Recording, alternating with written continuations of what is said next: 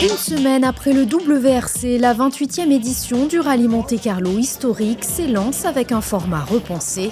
Dès les premières épreuves de régularité dans le Vercors, le ton est donné. Chaussée humide, neige persistante et conditions piégeuses. Un défi salué par les concurrents, confrontés ensuite aux routes exigeantes de l'Ardèche. La Drôme a durci la sélection avec 300 km de col glacé et de mécanique éprouvée. Le retour en principauté est unanimement apprécié par les équipages.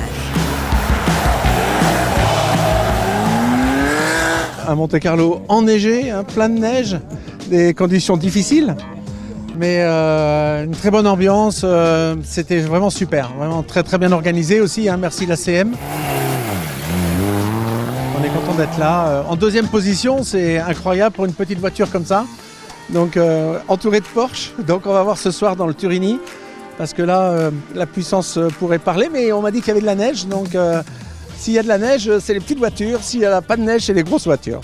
On s'est régalé, on a passé une super semaine entre montagne, virages, convivialité. Le nouveau programme organisé par l'ACM est vraiment d'enfer, donc on s'est vraiment bien amusé. C'était merveilleux parce que le Tommy Cup de Monaco a pris une grande décision, fermer les routes. Et on retrouve un peu les rallyes d'antan, même si on est dans le présent, et on a pris beaucoup de plaisir. On arrive à Monaco, déjà avec la voiture tout fonctionne. On est bien classé pour le moment, donc on va voir cette nuit, le Turini, le juge de paix du Monte-Carlo.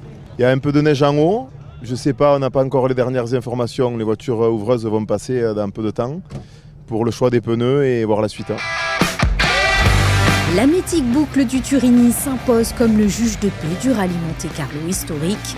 De nuit, sur des routes étroites et souvent glacées, chaque virage compte. Entre concentration extrême, fatigue accumulée et conditions changeantes, le Turini ne pardonne rien. Monaco est atteint, mais rien n'est encore joué. Elle a souvent fait la différence, on en a vécu avec différentes, vues du terrain, etc. Mais il y a toujours eu du suspense et des surprises dans le Turini. Donc on s'attend à ce que ce soit pareil encore cette année. Je viens chaque année pour essayer de le gagner, ce rallye Monte-Carlo historique. Mais malheureusement, donc, ça ne veut pas trop sourire. Mais j'ai tellement été patient pour gagner le WRC que je me dis que ça fera pareil. Il faut que je patiente encore. J'ai pas encore suffisamment d'expérience pour un historique. Ça tourne, c'est de nuit, on ne sait pas les conditions là-haut, on ne sait pas s'il y a de la glace, on ne sait pas s'il y a de la neige. Normalement, a priori, c'est propre, mais on ne sait pas, c'est sur la grosse inconnue. Et puis, cette appréhension, j'ai une belle voiture et je ne voudrais pas trop la casser. C'est ça, voilà. L'appréhender, c'est pas vraiment le mot, qu'elle passe et qu'on aille prendre un petit repos bien mérité, ce sera très bien, voilà. On est là maintenant, il faut faire la boucle et terminer. On n'a rien à gagner, rien à perdre, si ce n'est de rentrer en forme. On sait que la montée du col du Turini sera sèche. En revanche, la descente est enneigée et verglacée. On a fait le choix de ne pas prendre les pneus clous pour pouvoir faire la deuxième spéciale qui, elle, est sur route sèche.